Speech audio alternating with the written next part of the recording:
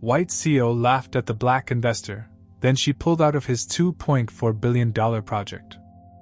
The invitation arrived on cream-colored paper so thick it could stop a bullet. Ava Morgan ran her fingers across the embossed gold lettering, a slight smile playing at the corners of her lips. Richard Langford's annual investor gala at the Glass Haven Hotel, the kind of event where fortunes were made and destroyed over champagne and caviar. Most people would have been honored. Ava knew better. She stood in her corner office on the 42nd floor, Manhattan sprawling beneath her like a glittering chessboard. At 34, she had built her investment firm from nothing into a powerhouse that managed over $8 billion in assets. Her track record was flawless. Every major deal she touched turned to gold. But in rooms full of old white men who still saw finance as their exclusive club, perfection wasn't always enough. "Ms. Morgan?" Her assistant, Marcus, peeked through the door. "The car's here for the Glass Haven."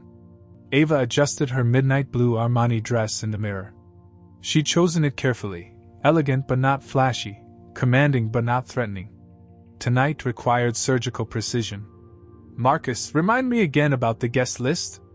200 of the city's most influential investors, 3 leaders, the mayor, and half the Forbes 400. Mr. Langford's personally invited everyone with a stake in the Harbor District project. The Harbor District. Ava's jaw tightened slightly. Richard's $2.4 billion urban redevelopment dream, luxury condos, shopping centers, and office towers rising from what was currently low-income housing. It was ambitious, controversial, and completely dependent on her funding. Ava had committed $400 million to the project, not because she believed in Richard's vision, but because the numbers worked.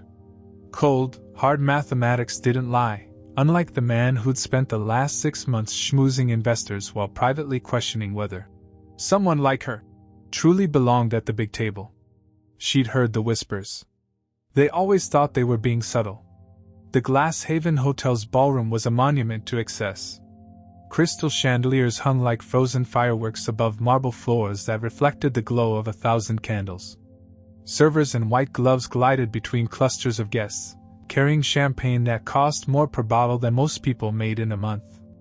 Ava entered with the quiet confidence of someone who'd earned her place through merit, not inheritance. Conversations paused as she moved through the room. Some gazes held admiration. Her reputation preceded her. Others carried the subtle hostility of people who resented sharing their playground. "Ava! The woman of the hour!" Richard Langford appeared at her elbow like a predator sensing prey. At 58, he had the kind of silver-haired charm that opened doors and emptied wallets. His smile was perfect, practiced, and completely hollow. "Richard." She accepted his offered handshake, noting how he held it just a moment too long, a power play disguised as friendliness. "I have to say, when I first heard about your interest in the Harbor District project, I was curious. Your firm specializes in tech investments, doesn't it? Urban development is quite a departure." Translation: What's a tech investor doing in real estate? "Diversification is key to long-term success," Ava replied smoothly. "Besides, the Harbor District's tech integration components align perfectly with my expertise. Smart buildings, IoT infrastructure, sustainable energy systems. The future isn't just about putting up concrete and steel." Richard's smile flickered. He'd clearly expected a different response. Of course. Well, I do hope you're enjoying yourself. This crowd can be particular about newcomers." Before Ava could respond, a hand touched her shoulder. She turned to find Jonathan Reyes, CEO of Meridian Capital, one of the few people in the room who'd earned Richard's respect through merit rather than inheritance. "Ava, good to see you. How's the family?" "Thriving, thank you. Your daughter graduated Harvard last month, didn't she?" "She did indeed. Summa cum laude." Jonathan's pride was evident. "She's actually considering a career in investment banking. I told her to call you for advice. I'd be honored to speak with her." Richard watched this exchange with thinly veiled irritation. Jonathan was old money, the kind of investor whose word could make or break a project. The fact that he treated Ava as an equal clearly rankled. "Well, Richard interjected. I should probably start making the rounds. Big announcement tonight, you know. He moved away, but not before Ava caught the calculating look in his eyes. She'd seen that expression before, usually right before someone tried to diminish her achievements or question her qualifications. The evening progressed with the predictable rhythm of high-stakes networking. Ava found herself in conversations about market volatility, regulatory changes, and investment opportunities. She spoke with confidence born from preparation, dropping insights that made even the most skeptical investors lean in closer. Patricia Wells, who'd been instrumental in approving the Harbor District zoning changes, pulled Ava aside near the dessert station. I have to tell you, Ms. Morgan, your environmental impact assessment for the project was impressive. Most developers treat sustainability as an afterthought. You made it the centerpiece. Thank you. I believe we have a responsibility to future generations. Profit and environmental stewardship aren't mutually exclusive. Refreshing perspective. I wish more investors shared your vision. As they spoke, Ava noticed Richard watching them from across the room. His jaw was tight, his champagne glass gripped a little too firmly. She'd seen this reaction before, the moment when certain men realized they couldn't dismiss her as easily as they'd hoped. The ballroom buzzed with conversation about the Harbor District project. Ava listened to fragments of discussion, mentally cataloging who was fully committed, who had reservations, and who might be swayed by the right argument. It was information warfare, and she'd always been an excellent strategist. Ladies and gentlemen, Richard's voice boomed over the sound system. If I could have your attention, please. The crowd gradually quieted, turning toward the small stage at the front of the ballroom. Richard stood behind a podium, his smile radiating confidence. Tonight marks a milestone in our city's development. The Harbor District project represents more than just buildings and infrastructure. It represents our collective vision for the future. Polite applause rippled through the crowd. This project wouldn't be possible without the support of visionary investors who share our commitment to excellence. I'd like to recognize a few key partners who've made tonight possible. Richard began calling names, each investor stepping forward to acknowledge the applause. Established names, familiar faces, the usual suspects from Manhattan's financial elite. Then he paused, his eyes finding Ava in the crowd. And of course, I'd be remiss if I didn't acknowledge Ms. Ava Morgan, whose firm has committed significantly to this project. The applause was polite but muted. Ava smiled graciously, raising her hand in a small wave. Ava, would you join me up here? I think our guests would love to hear from someone with your unique perspective. Something in his tone made Ava's internal alarm bells start ringing. The invitation felt less like recognition and more like a setup. But backing down now would send the wrong message entirely. She made her way to the stage, her heels clicking against the marble floor. The crowd watched with the kind of anticipation that suggested they sensed something was about to happen. Richard handed her the microphone, his smile as sharp as broken glass. Ladies and gentlemen, Ava Morgan, proof that the financial world is finally embracing the kind of diversity we need. Someone to keep things. He paused for effect, his grin widening. Colorful. The words hit like a physical blow. The room went silent for a heartbeat before nervous laughter began to ripple through the crowd. Cameras flashed. Phones appeared, recording what would undoubtedly become tomorrow's gossip. Ava's smile never wavered, but something cold and calculating sparked behind her eyes. She'd been reduced to a token, a diversity hire, her achievements dismissed with a single word designed to diminish everything she'd built. Thank you, Richard, she said, her voice steady and warm. It's always a pleasure to work with someone who appreciates authentic partnerships. The emphasis was subtle but unmistakable. A few investors exchanged glances, sensing the tension crackling between them. She handed the microphone back and stepped down from the stage to polite applause. But Ava was no longer thinking about applause or acknowledgement. She was thinking about consequences. Richard had just made the biggest mistake of his career. He just didn't know it yet. The silence that followed Ava's gracious response stretched like a taut wire. She could feel every pair of eyes in the ballroom watching, waiting to see how she would react to Richard's calculated insult. Some faces showed embarrassment for her, others barely concealed satisfaction at seeing the rising star brought down a peg. Richard basked in what he clearly believed was his moment of triumph. He adjusted his tie and leaned into the microphone, his confidence swelling with each second that passed. "You know," he continued, apparently deciding that one humiliation wasn't enough, "I've always believed that true progress comes from embracing different perspectives. And Ms. Morgan here certainly brings a fresh approach to our traditionally conservative investment strategies." The words dripped with condescension.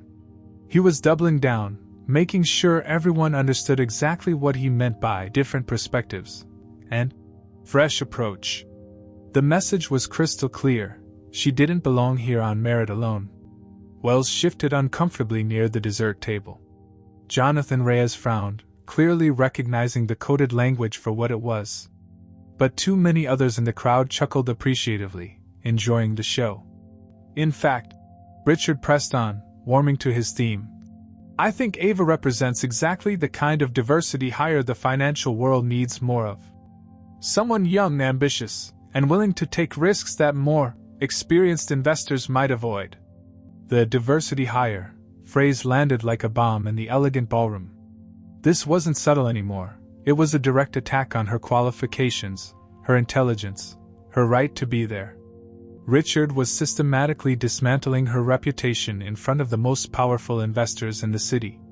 Ava's fingers tightened imperceptibly around her champagne flute, but her expression remained serene. Years of navigating rooms filled with men who questioned her every move had taught her to mask her emotions behind a smile that could freeze hellfire. Her commitment to the Harbor District project, Richard continued, gesturing toward her like she was an exhibit in a museum, shows exactly the kind of social consciousness that modern investors should embrace. Sometimes it takes an outsider's perspective to see opportunities that the rest of us might miss. Outsider. The word hung in the air like smoke from a gun barrel. Camera phones were recording now, society reporters scribbling notes. Tomorrow's headlines were already writing themselves. Richard had just handed the financial press a story that would follow Ava for years. The successful black investor publicly patronized by a white CEO at his own gala. "Of course," Richard said, his smile turning razor sharp. "Success in our industry requires more than just good intentions. It demands experience, connections, and an understanding of how things really work at the highest levels. But I'm confident that with the right guidance, Ms. Morgan will continue to develop." The condescension was so thick it could be cut with a knife. He was treating her like a promising intern rather than the woman whose $400 million investment was keeping his project alive. Ava stepped forward, and for a moment, Richard's smile faltered. There was something in her eyes, a cold fire that made him suddenly aware he might have pushed too far. "Thank you, Richard," she said, taking the microphone with steady hands. "Your words are truly illuminating." The pause before illuminating was loaded with meaning. Several investors in the front row exchanged glances. "I've always believed that actions speak louder than words," Ava continued, her voice carrying clearly across the silent ballroom. "And tonight has certainly been educational." She handed the microphone back to Richard with a smile that never reached her eyes. "I look forward to our continued partnership." The word partnership carried a weight that made Richard's victory smile waver slightly. For the first time that evening, he seemed to sense that something had shifted in the air around them. As Ava stepped down from the stage, the applause was scattered and uncertain. The crowd wasn't sure what they just witnessed, but the tension was thick enough to taste. Margaret Chin, a venture capitalist who'd built her firm from scratch, appeared at Ava's elbow. "That was," she began, "exactly what I expected," Ava finished quietly. "Some people can't help showing you who they really are." Richard was still on stage, trying to regain control of the moment. "Well, I think that's enough speeches for one evening," he announced with forced joviality. "Please, everyone, enjoy the rest of the gala. The night is young, and there's still plenty of champagne." But the damage was done. Conversations resumed, but they were subdued, punctuated by sideways glances and whispered observations. The financial elite of Manhattan had just witnessed a public execution. They just weren't sure yet who the real victim was. Ava moved through the crowd with practiced grace, accepting condolences disguised as compliments, deflecting probing questions with diplomatic non-answers. But behind her composed exterior, her mind was already working, calculating, planning. She checked her watch, barely past 9 o'clock. The night was indeed young. And Richard Langford had no idea what was coming. Ava moved through the ballroom like a master diplomat at a peace summit, her smile never faltering even as conversations died when she approached. The aftermath of Richard's public humiliation hung over the gala like a toxic cloud, but she navigated it with the grace of someone who had weathered far worse storms. "Ava, darling," cooed Miranda Blackwood, a socialite whose husband controlled half the city's construction permits. "That was quite a spirited exchange up there." "Richard certainly has a way with words," Ava replied smoothly, sipping her champagne. "I've always admired people who speak their truth so openly." The comment was perfectly ambiguous. It could be taken as gracious or cutting, depending on the listener's perspective. Miranda's eyes sparkled with intrigue. In her world, the best drama was always served with a side of plausible deniability. Across the room, Richard was holding court near the bar, regaling a small group with animated gestures. Occasionally, he'd glance in Ava's direction with the satisfied air of a man who believed he'd won a decisive victory. His laughter carried across the ballroom, just a bit too loud, a bit too forced. Wells approached Ava during a lull in conversation. "I wanted to apologize for what happened up there. That was completely inappropriate." "Thank you. Though I must say, moments like these are quite revealing. They show us who people really are when they think the stakes are low." Her eyebrows rose slightly at the phrasing. "The stakes are low?" Ava's smile was enigmatic. "For now." Jonathan Reyes appeared at her shoulder, his expression troubled. "Ava, I hope you know that not everyone here agrees with Richard's characterization." "I appreciate that, Jonathan. Truly. But you know what I've learned in this business? People's words matter less than their actions. And actions have consequences." Something in her tone made Jonathan study her more carefully. He'd built his fortune by reading people, and right now, Ava Morgan didn't look like a woman who'd been defeated. She looked like someone who'd just been handed valuable information. "Are you all right?" he asked quietly. "Never better," she replied, and meant it. The clock on the ballroom's mantelpiece chimed 10:30. Dessert service was beginning, an elaborate display of chocolate sculptures and French pastries that probably cost more than most people's monthly rent. Guests were settling in for the long haul, the kind of evening that would stretch past midnight with cigars and brandy and increasingly loose conversations about deals worth billions. Ava excused herself from her current conversation and began making her rounds. But instead of networking, she was saying goodbye. "Margaret, it's been wonderful seeing you tonight," she said to the venture capitalist who'd approached her earlier. "I hope we can continue our conversation soon." "Leaving already?" "The night's just getting started. Early morning tomorrow. You know how it is, the markets never sleep." She moved systematically through the room, touching base with key investors, leaders, and power brokers.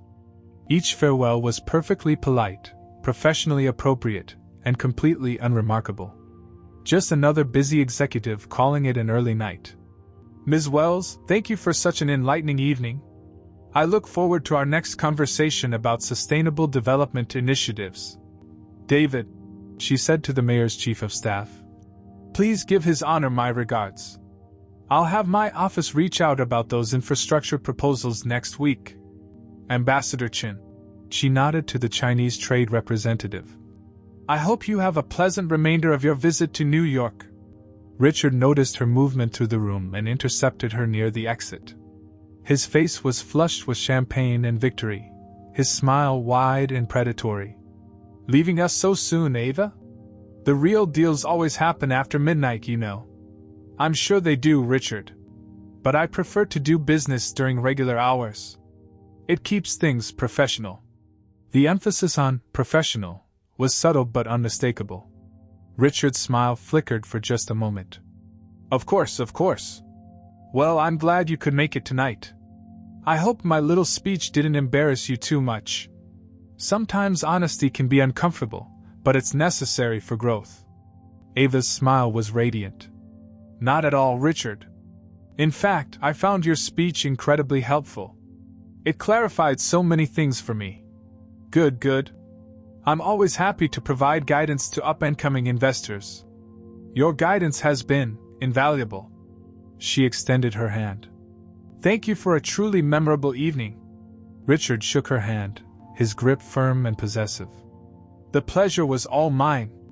I look forward to our continued collaboration on the Harbor District project. Oh, I'm sure our future interactions will be very interesting indeed. Ava retrieved her coat from the check and stepped into the cool Manhattan night. The hotel's doorman held the door of her waiting car, a modest black sedan that could have belonged to any successful businesswoman leaving any high-end event. But as the car pulled away from the Glass Haven Hotel, Ava was already reaching for her phone. The screen illuminated her face in the darkness, casting sharp shadows that made her look less like a victim and more like a predator who'd been patient long enough. The first contact in her phone was labeled simply, Overseas, Tokyo. She pressed dial and waited. Somewhere across the Pacific Ocean, a very powerful man was about to receive a very interesting phone call. Richard Langford was still inside, basking in his triumph, completely unaware that his empire was about to crumble around him. The phone rang 3 times before a crisp voice answered in accented English. Kenji Nakamura. Kenji, it's Ava. I hope I'm not calling too late. For you, Ava-san, never too late. How was the gala? Ava gazed out the car window as Manhattan's glittering skyline streamed past. Educational. I need to call in that favor you owe me. There was a pause. In the world of international finance, favors were currency more valuable than gold. Kenji Nakamura controlled a sovereign wealth fund worth over $200 billion, and Ava had saved his reputation 3 years ago when a tech investment had gone sideways. The Langford projects? Kenji's voice was careful, professional. All of them. Quiet withdrawal. Market uncertainties, portfolio rebalancing, you know the language. Consider it done. My analysts will file the paperwork by morning Tokyo time. What about the timeline? Immediate. I want his CFO's phone ringing before his hangover clears. Understood. Ava-san, may I ask what Mr. Langford did to earn your displeasure? Ava's smile was cold in the darkness. He forgot that respect is earned, not given based on skin color. Ah. Kenji needed no further explanation. In that case, it will be my pleasure. The line went dead. One down. Her driver pulled up to her penthouse building on 5th Avenue. Wait here, she instructed. I'll be making several more calls tonight. The doorman nodded respectfully as she entered the marble lobby. Ava's penthouse occupied the top 2 floors, its floor-to-ceiling windows offering a commanding view of Central Park. She poured herself a glass of wine, a 2015 Chateau Margaux that cost more than most people's cars, and settled into her home office. The second call went to London. Marcus Whitehall picked up immediately despite the early hour. Ava! Burning the midnight oil, are we? Marcus, remember when I helped structure that merger between your portfolio companies last year? The one that saved you from the regulatory nightmare? Of course. Made me a fortune. What do you need? Langford Development Group. You're in for about $60 million across 3 projects. I need you out. Marcus's tone shifted to business mode. That's substantial. May I ask why? Let's just say Mr. Langford has shown his true colors, and they don't match my investment philosophy. Say no more. I'll have my lawyers draft withdrawal notices tonight. Breach of partnership terms, we'll find something. These Americans are always sloppy with their contracts. Thank you, Marcus. I won't forget this. Just promise me front row seats when whatever you're planning comes to fruition. I do enjoy watching entitled men learn hard lessons. Call number 3 connected her to Sao Paulo. Isabella Santos, who'd built a mining fortune into a diversified investment empire spanning South America, answered with characteristic directness.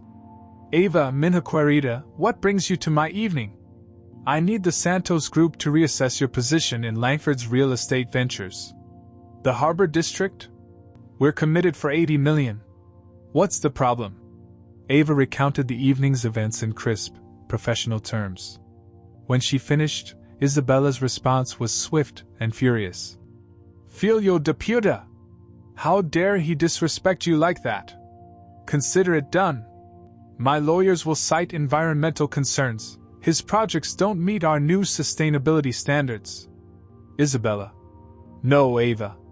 This is personal now. That man insulted my friend and business partner. He'll learn that disrespecting one of us means disrespecting all of us. The fourth call reached Dubai, where Prince Khalid Al Rashid was reviewing investment reports in his private office overlooking the city's glittering skyline. Ms. Morgan, what an unexpected pleasure. Your Highness, I hope you'll forgive the late call. I need to discuss the Langford partnership. Prince Khalid controlled one of the largest sovereign wealth funds in the Middle East. His commitment to Richard's projects totaled nearly $300 million across multiple ventures. Has something changed with the financial projections? Something has changed with the leadership's character. I can no longer in good conscience recommend maintaining the partnership. The prince was silent for a long moment. In his culture, respect and honor were paramount. I see. Can you elaborate? Ava described the evening's humiliation with clinical precision. When she finished, the prince's voice was ice-cold. Mr. Langford has shown himself to be without honor. Such a man cannot be trusted with our investments. I will instruct my financial team to begin immediate withdrawal proceedings. Thank you, Your Highness. No, Ms. Morgan. Thank you for showing me the true nature of our business partner. Allah willing, he will learn that arrogance comes before the fall. By 2 a.m., Ava had made 12 calls spanning 4 continents. Pension funds in Canada, private equity firms in Switzerland, family offices in Singapore, every major international investor she'd cultivated relationships with over the past decade. Each call was brief, professional, and devastating. The pattern was always the same: a favor called in, a quiet explanation, and a commitment to withdraw funding immediately. No drama, no public statements, just the cold mathematics of capital flight. Her final call was to James Morrison in Sydney, where the sun was already rising on what would become Richard Langford's worst day. Ava, good to hear from you. How's New York treating you? It's been an interesting evening, James. I need the Morrison Fund to reconsider your position in Langford Development. That's $40 million across 2 projects. What's happened? After she explained, James's Australian accent thickened with anger. What an absolute tosser. Right, consider it done. My team will find cause for immediate withdrawal. Probably cite concerns about American instability or some such nonsense. Ava set down her phone and walked to her windows. Dawn was still hours away, but across the city, emails were already being sent, legal documents were being drafted, and Richard Langford's financial world was beginning its death spiral. She raised her wine glass to her reflection in the window. Cheers, Richard. Class is in session. Richard Langford woke up at 11:47 a.m. with a hangover that felt like a construction crew was demolishing his skull from the inside. The gala had stretched until nearly 3 a.m., fueled by top-shelf whiskey and the intoxicating high of what he believed was his complete domination of Ava Morgan. He stumbled to his kitchen, still wearing yesterday's tuxedo shirt, and was reaching for the coffee maker when his phone exploded. The first call was from his CFO, David Kim, and the panic in David's voice cut through Richard's hangover like a blade. Richard, where the hell are you? We have a crisis. What are you talking about? What crisis? The investors. They're pulling out. All of them. Richard's blood turned to ice water. What do you mean, all of them? I've been fielding calls since 6 a.m. Nakamura Holdings just withdrew $300 million from the Harbor District project. Prince Khalid's fund pulled out of everything: the Portland development, the Miami Towers, the Denver project. We're talking about $800 million, Richard. The phone slipped from Richard's suddenly numb fingers, clattering onto the marble countertop. This wasn't possible. These were rock-solid commitments, contracts signed in blood and legal steel. He grabbed the phone. There has to be some mistake. These people don't just walk away from billion-dollar projects. Morrison Fund in Australia cited concerns about American market stability. The Santos Group mentioned environmental standards inconsistency. Marcus Whitehall's people found some obscure breach of partnership clause in the Portland contract. They're all using different excuses, but the result is the same: they're gone. Richard's legs gave out, and he collapsed onto a bar stool. How much are we talking about total? David's voice was barely a whisper. As of this morning? $1.7 billion in committed funding. Gone. The number hit Richard like a physical blow. $1.7 billion. That wasn't just the Harbor District project, that was his entire empire. Every major development, every ambitious plan, every deal that had made Langford Development Group a powerhouse in New York real estate. This can't be happening, he muttered. There has to be a connection. You don't lose $1,700 million in one morning by coincidence. His personal phone buzzed with a text from his construction foreman. Steel delivery suspended pending payment confirmation. Crews standing by. Then another from his legal team. Urgent, need immediate meeting liquidity issues. And another from his bank. Please contact us regarding your credit facilities at your earliest convenience. Richard's hands shook as he scrolled through message after message. Suppliers demanding immediate payment. Contractors threatening work stoppages. Lawyers scheduling emergency meetings. The financial press requesting comments on rumors of significant investor withdrawals. By noon, his office looked like a battle zone. David Kim paced frantically between his laptop and 3 different phones, fielding calls from panicked investors, desperate suppliers, and increasingly aggressive creditors. Legal documents covered every surface: withdrawal notices, breach of contract claims, and demand letters.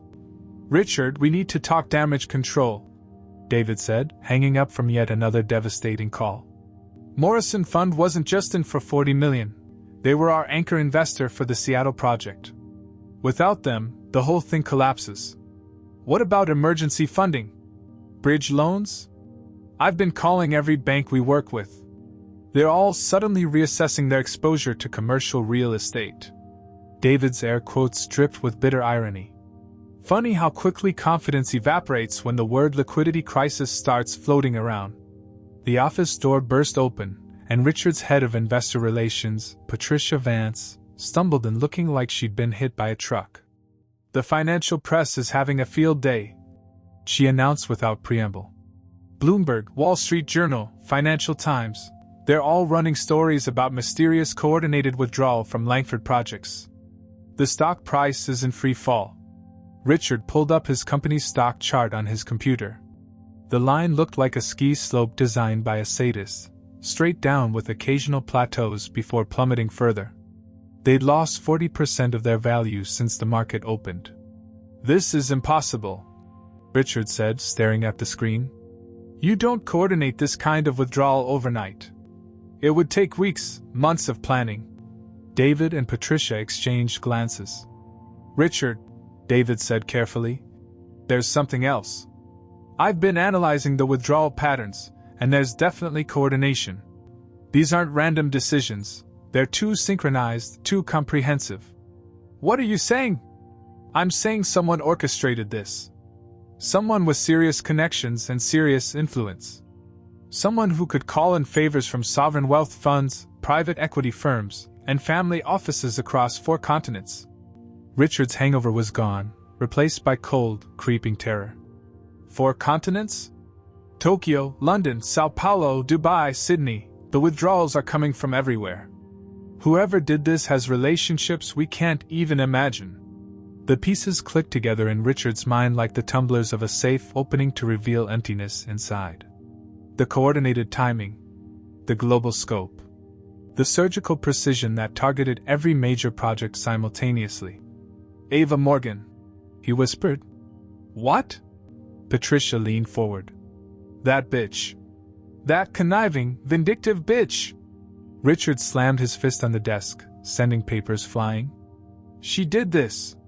She orchestrated all of it. David frowned. Richard, she's just one investor. She doesn't have this kind of reach. You don't understand. Last night, at the gala, I may have said some things. What kind of things? Richard's face was pale as he recounted his stage speech, his diversity hire comment, his public humiliation of Ava in front of 200 of the city's most influential people. When he finished, the office was dead silent. Jesus Christ, Richard, Patricia breathed. You publicly insulted Ava Morgan? Do you have any idea who she is? What she's built? She's nobody. She's a glorified tech investor who got lucky. She's managed $8 billion in assets with a perfect track record. She has relationships with every major international fund because she's made them all money. And you called her a diversity hire in front of the entire New York financial establishment? Richard stared at his colleagues as the full magnitude of his mistake began to dawn on him. He thought he was putting an upstart in her place. Instead, he declared fight on someone who commanded an army he hadn't even known existed. His phone rang. The caller ID showed a number he didn't recognize. Mr. Langford? This is Ava Morgan. I think we need to talk. The coffee shop was deliberately unremarkable, a small cafe in Midtown that served overpriced lattes to middle management and tourists. Nothing like the exclusive restaurants where Richard usually conducted business. Ava had chosen it specifically for its anonymity and its symbolism. Today, he would come to her. Richard arrived 15 minutes late, his usual power move rendered pathetic by the circumstances. His designer suit was wrinkled, his silver hair disheveled, and his eyes held the haunted look of a man watching his empire burn in real time. He spotted Ava immediately. She sat in a corner booth, perfectly composed, stirring honey into her tea with the calm precision of someone who held all the cards. You, he said, sliding into the booth across from her with barely controlled fury. You did this. Ava looked up with mild interest, as if she just noticed an acquaintance. Good afternoon, Richard. You look tired. Rough night? Cut the act. I know it was you. The coordinated withdrawals, the timing, it has your fingerprints all over it. I'm not sure what you mean. Ava's voice was honey over steel. I'm just a glorified tech investor who got lucky, remember? Certainly not someone with the connections or influence to orchestrate something so comprehensive. Richard's jaw clenched. $1,700 million, Ava. You destroyed my company over a few comments at a party. A few comments? Ava set down her teaspoon with deliberate care. Is that really how you remember last night? Let me refresh your memory. She pulled out her phone and tapped the screen. Richard's voice filled the air between them, tinny but unmistakable. The kind of diversity hire the financial world needs more of, someone to keep things colorful. The recording continued, capturing every condescending word, every calculated insult, every moment of his public humiliation of her. Other cafe patrons glanced over, curious about the tension crackling between the two well-dressed professionals. You recorded me? Richard's voice was barely a whisper. I didn't need to. Half the room was recording. It's already trending on FinTalk under #DiversityHire. Quite educational, actually. I had no idea so many young investors followed financial industry drama. Richard's face went white. His career wasn't just collapsing financially. It was becoming a public spectacle, a cautionary tale about racism in the digital age. What do you want? He asked, his voice hollow. Money? An apology?